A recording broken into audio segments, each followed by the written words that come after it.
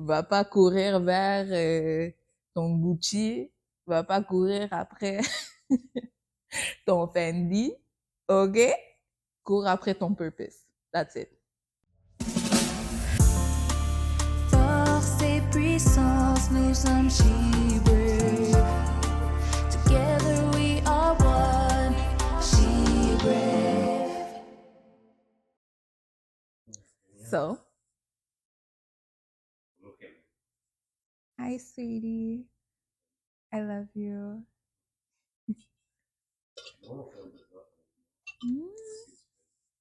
Stop it.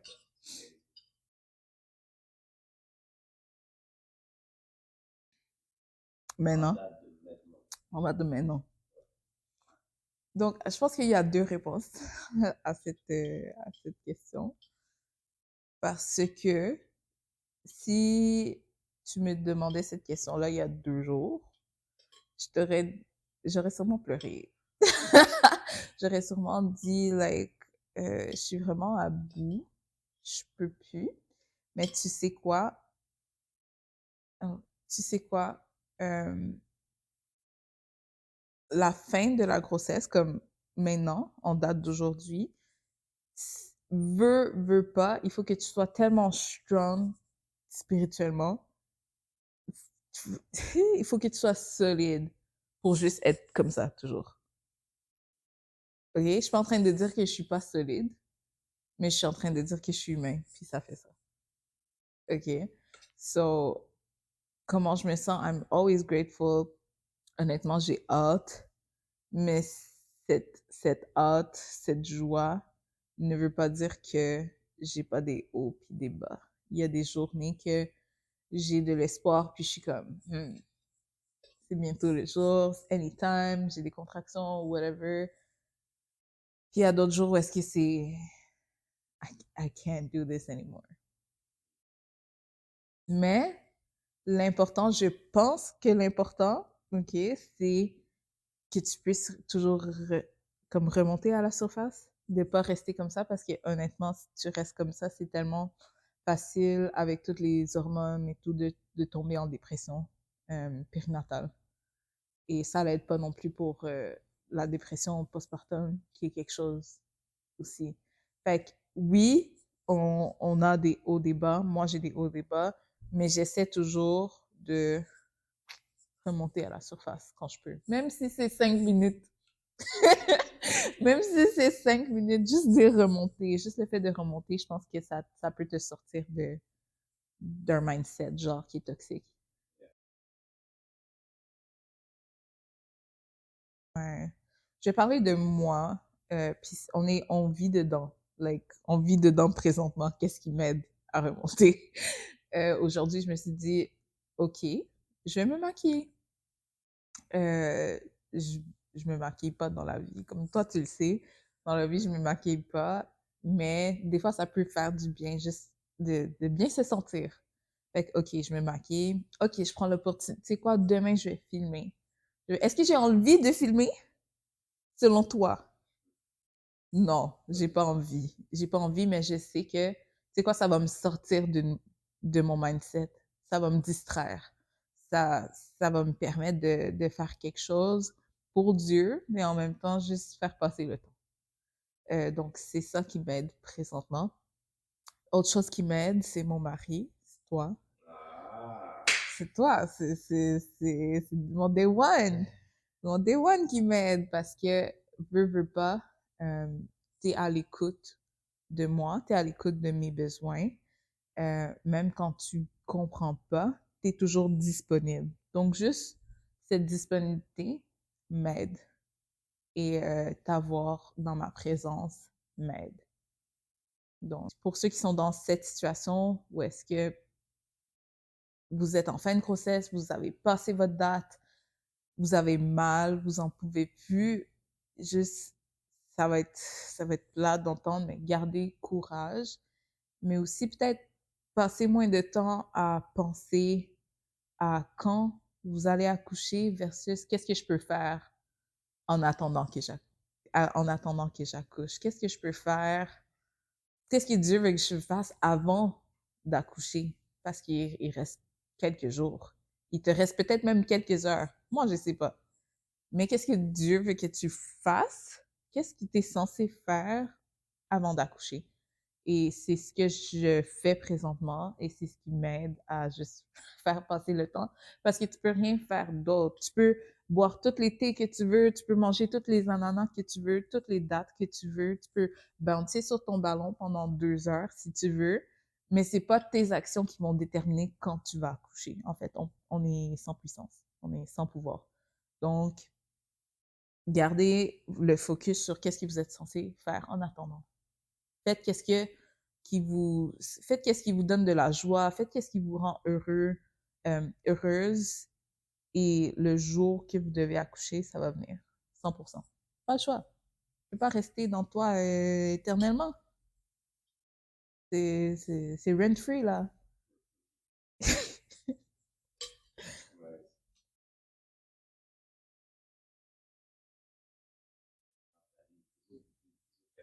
Hmm. Euh, pour être honnête avec toi, ok, j'ai l'impression qu'à chaque fois que j'étais enceinte, c'est la période où est-ce que j'étais le plus occupée. C'est comme les 9 mois que tout d'un coup, on a plein de choses à faire, et on fait des voyages, on va à Paris, on ouvre une business. Euh, fait que ça m'a pas privé de rien faire. Ce qui est difficile avec la grossesse, c'est plus tout ce qui est comme émotionnel, mental, spirituel, tout ce qui est pas physique, c'est le plus dur. Fait que c'est de pas te laisser tomber dans ces downs-là, tu vois, parce que tes hormones, veux pas, font ça. Il y a des choses que tu perds, il y a des choses que tu gagnes. Fait que je dirais, ça m'a rien empêché de faire. Mais à chaque fois que je me suis laissée tomber dans des downs sans avoir le moment que je me relève, c'est là que c'est plus difficile. T'as l'impression que la grossesse devient comme un fardeau, mais une chose qui est sûre, là je regarde ici, une chose qui est sûre, c'est que quand t'es enceinte, euh, les gens te regardent avec tellement de courage, comme tout ce que tu fais, tu le fais en poussant un humain, un être humain à l'intérieur de toi. Tout ce que tu fais, t'es comme Superwoman, like, pour de vrai. Tout ce que tu fais, c'est juste incroyable. Et je pense qu'on devrait plus avoir cette mentalité-là de peu importe qu'est-ce que je fais, I'm awesome right now. Et c'est une période où est-ce que je me laisse pas limiter par ma condition. C'est une période où est-ce que je fais les choses malgré ma condition, disons. Et je trouve ça super courageux de notre part. C'est ça? Moi, je pourrais ajouter, je l'ai vu pendant la grossesse, euh, travailler dans le studio, arranger des choses, chanter dans des concerts, des événements on stage, avec les mains levées, voyager, monter, descendre les escaliers, rencontrer des gens, avoir des meetings. C'est vrai, hein? Ouais, une chose, des visites au studio, faire beaucoup de choses en étant enceinte. La raison, ça a été un moment où il y a eu beaucoup de choses pour toi, pour nous, et j'ai vraiment voulu, moi personnellement, ne pas me porter. Je pense que les autres aussi. Ouais, thank you. I appreciate it. C'est quand tu le dis, je repense à tout ce qui s'est passé. Puis c'est là que je suis comme, oh, wow. Mais en même temps, je veux pas que les femmes se mettent cette pression-là pour faire plein de choses. Je pense que écoute ton corps à la fin de la journée. Euh, écoute ton corps, écoute tes limites, sois vraiment connecté avec qu'est-ce que tu es capable de faire, qu'est-ce que tu n'es pas capable de faire. Mets-toi pas à créer une entreprise là si t'es, je sais pas, t'es déjà submergé de choses, mais mets-toi pas à lever des chaises, des tables si t'as mal au dos. Chose que j'ai fait.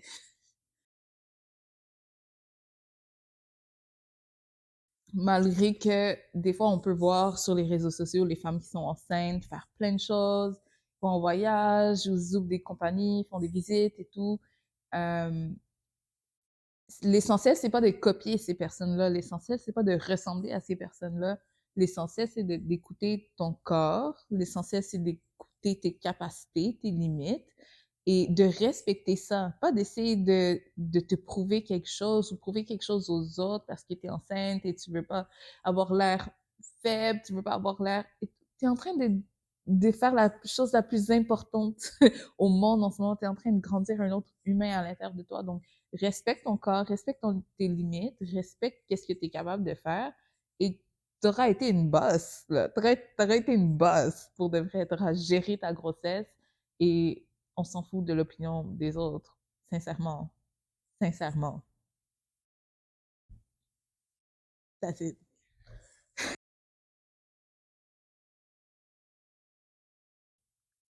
Pour les personnes qui sont enceintes présentement et qui ne veulent pas partager euh, la grossesse au public, je peux comprendre. Je trouve que la grossesse, c'est quelque chose de précieux, c'est quelque chose qu'il faut conserver. Et tant aussi longtemps que toi et ton mari, toi et ta personne ne sommes pas en accord sur quand partager la nouvelle, ne le partagez pas, ça sert à rien. Je pense par exemple que si on se retrouve entre femmes, toi tu sais que tu es enceinte et puis tu vois que l'autre personne est enceinte, mais tu t'hésites à partager la nouvelle. Je pense qu'on ne devrait pas hésiter à se partager les choses entre femmes, qu'on est vraiment comme comment dire, en intimité, qu'on est vraiment seul. Je pense pas qu'on devrait hésiter à se poser des questions, à s'entraider. Ah, moi, je suis passée par ça. Écoute, en ce moment, je suis enceinte de telle semaine. Toi, t'es rendue à telle semaine. Qu'est-ce qui s'est passé pour toi? Tu sais, d'être curieuse de l'expérience de l'autre parce que ça va juste nous aider. Euh, on peut juste s'entraider, mais on peut pas s'entraider si on partage pas, si on reste dans la cachotterie. Je veux dire, il y a une différence entre cacher une grossesse pour des raisons médicales, cacher une grossesse pour des raisons spirituelles, mais il y a aussi une limite, il y a une ligne entre cacher et se limiter de conseils des autres. Juste rester comme seul. Je pense que la grossesse, c'est un temps de partager avec des femmes qui te ressemblent, qui sont dans la même situation que toi. Donc, pour moi, ça serait ça, comme partageons, discutons. Si tu es dans cette situation, euh, tu es enceinte, personne ne le sait pas, pose des questions à peut-être quelqu'un qui est dans la même situation que toi présentement ou que tu as vu qui a passé à travers les mêmes choses. Go for it. Pose-lui des questions. Super quoi. Elle va t'aider, elle va peut-être t'ouvrir les yeux sur quelque chose qui est à l'horizon pour toi, mais que tu ne sauras jamais si tu ne demandes pas la question. Donc, pourquoi pas juste engager dans des conversations avec d'autres femmes qui sont dans la même situation que toi. Fait que moi, ma fille, elle a 17 mois. Ça fait même pas 2 ans, ça fait pas très longtemps que je suis maman à la base. Le mot qui me revient le plus en tête, c'est le sacrifice. Ça a été un grand sacrifice. La grossesse, c'est un sacrifice de ton corps pendant 9 mois. Si tu allaites, moi j'ai allaité pendant 10 mois de plus, c'est un sacrifice parce qu'elle dépend de toi. C'est un sacrifice encore de ton sommeil, de beaucoup de choses, de ton énergie. C'est un sacrifice, mais c'est le plus beau sacrifice que j'ai fait de ma vie. Parce que quand je la regarde sourire, quand je la regarde courir, jouer, marcher, être dans les bras de son père, rire, surtout danser, quand je la vois faire toutes ces blagues, juste quand je la vois se développer sa personnalité, il n'y a pas une plus grande joie que juste regarder ton enfant puis être comme, c'est quoi, j'ai eu une part dans la personne qu'elle devient. Mais c'est wow! C'est juste trop beau. Il n'y a rien de plus beau que ça. Donc oui, sacrifice, difficile, oui. Manque de sommeil, oui. Mais tellement récompensant. Juste la voir. Juste la voir. J'ai hâte. J'ai hâte pour la suite même.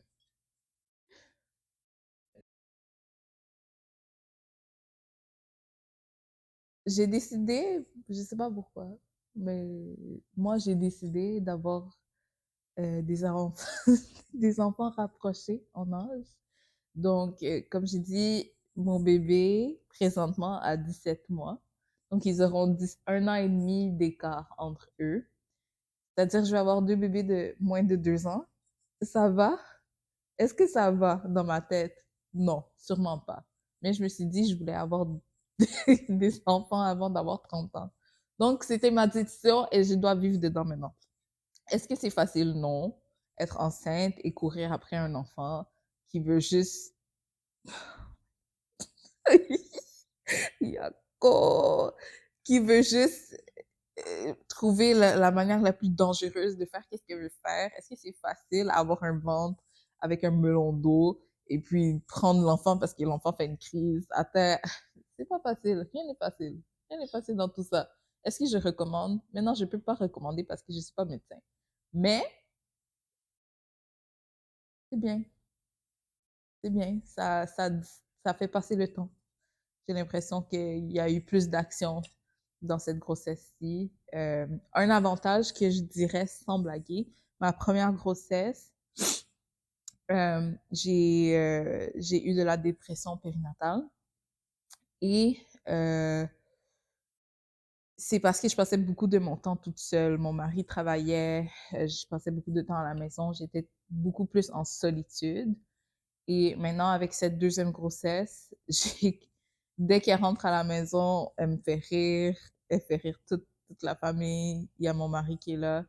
Donc, un avantage, c'est vraiment que ton bébé, qui est plus petit, euh, va te garder genre awake, va te garder joyeuse, va te garder vraiment pas distrait, mais comme occupé pour pas tomber dans des bas aussi souvent.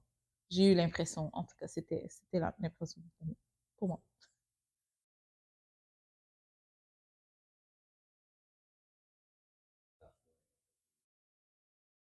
Wow. Ce qui est intéressant en étant enceinte et en étant chrétienne, en ayant une relation avec Dieu, qu'est-ce qui est intéressant, c'est que il y a tellement de bruit externe, il y a tellement de conseils externes sur les réseaux sociaux, Internet et tout, euh, que des fois, tu oublies que malgré tous ces conseils-là, il y a une personne qui est au centre de tout. Puis peu importe le nombre de conseils qu'on va te donner, que ça soit culturel ou familial, peu importe, les choses qu'on te dit de faire, de pas faire, en fait, il y a juste une personne qui est au centre de tout ce qui va se passer durant ta grossesse. La personne qui te donne le conseil ne saura peut-être jamais qu'est-ce que tu vas réellement vivre dans ta grossesse. Donc, oui, tu peux t'appuyer sur les conseils des autres en général, mais la seule opinion auquel tu devrais te soucier, c'est qu'est-ce que Dieu veut que tu fasses durant ta grossesse, qu'est-ce que Dieu veut que,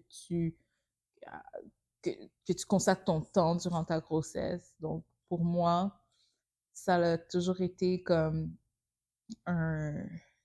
Je m'appuie sur qu'est-ce qu'il veut que je fasse avec mon temps. Donc, c'est pour ça, des fois, on peut me voir à Paris, des fois, on peut me voir en train de chanter à quelque part, des fois, on peut me voir ici, là. Mais en général, je me concentre sur là où est-ce que Dieu veut que j'aille et je le fais. Si je suis pas censée le faire, je le fais pas. Je le fais pas. Je le fais pas. Parce que je m'appuie sur lui, en fait. J'ai pas le temps de faire autre chose que qu'est-ce qu'il me dit. J'ai pas le temps de faire qu'est-ce que quelqu'un aimerait que je fasse pour lui faire plaisir. J'ai pas le temps de même faire qu'est-ce que je veux moi-même pour me faire plaisir en tout temps. C'est plus go where the Lord wants you to go, do what the Lord wants you to do. Et puis c'est ça qui m'a gardé le plus comme concentré, fixé sur un objectif durant le temps de grossesse. Ouais. Oui, oui, oui, oui.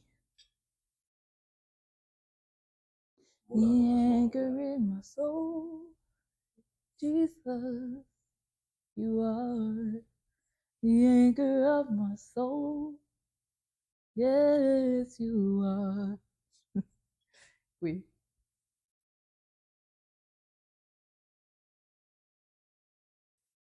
Qu'est-ce que je peux dire pour encourager une femme, peu importe dans quelle situation sociale elle est, laisse pas le monde extérieur, laisse pas l'opinion extérieure influencer tes actions.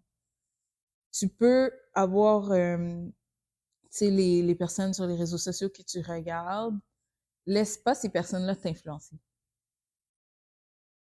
Qu'est-ce que je veux dire? Laisse pas ces personnes-là t'influencer. Tu peux les laisser t'impacter. C'est des bonnes personnes. Tu regardes leur vie. Ils peuvent avoir quelque chose que tu désires avoir pour toi-même. C'est pas essentiellement, c'est pas mauvais. Mais laisse pas ces personnes-là t'influencer au point que tu changes complètement ta vie pour ressembler à ces personnes-là. Parce que qu'est-ce que Dieu a prévu pour toi et pour toi? Qu'est-ce que Dieu a prévu pour l'autre personne et pour l'autre personne? Laisse-toi impacter et choisis de faire les choses que Dieu t'a dit de faire. Maintenant, tu peux aussi ne pas croire en Dieu, ça c'est correct, mais réfléchis à pourquoi j'ai été créé. Tout simplement, pourquoi je suis ici. Quelle situation difficile j'ai passé à travers que je vais pouvoir aider quelqu'un d'autre éventuellement dedans. Par exemple, moi j'ai été adoptée, j'ai eu des troubles d'identité pendant très longtemps.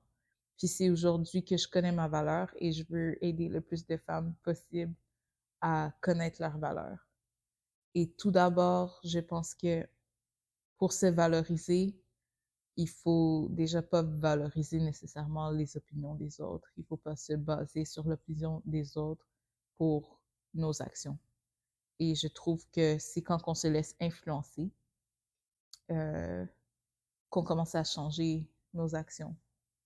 Mais changeons pas nos actions, restons fixés sur c'est quoi l'objectif, restons fixés sur c'est quoi notre but, restons fixés sur les difficultés qu'on a réussi à surmonter et comment on va utiliser ces choses-là pour impacter. That's it. Donc, femme, enceinte, mère, pas, commence par reconnaître que ta valeur n'est pas dans les autres, qu'elle est déjà en toi. Et recherche, cours après l'opportunité d'impacter quelqu'un qui a passé par les mêmes choses que tu as passé à travers. Run. Run to it. Va pas courir vers ton Gucci. Va pas courir après ton Fendi. OK? Cours après ton purpose. That's it. That's it. That's it. Oh Lord. Si le contenu vous parle, n'oubliez pas, abonnez-vous à la page She Brave. On est sur toutes les plateformes de réseaux sociaux, Instagram, Facebook, TikTok, YouTube. Je vous invite à joindre la communauté qu'on est en train de former. Le lien va être dans la bio ou sur le site web. Vous allez pouvoir le trouver avec tous les événements qui sont à venir.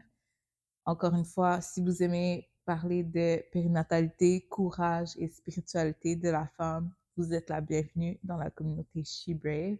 On se dit à bientôt. We are She Brave. She Brave.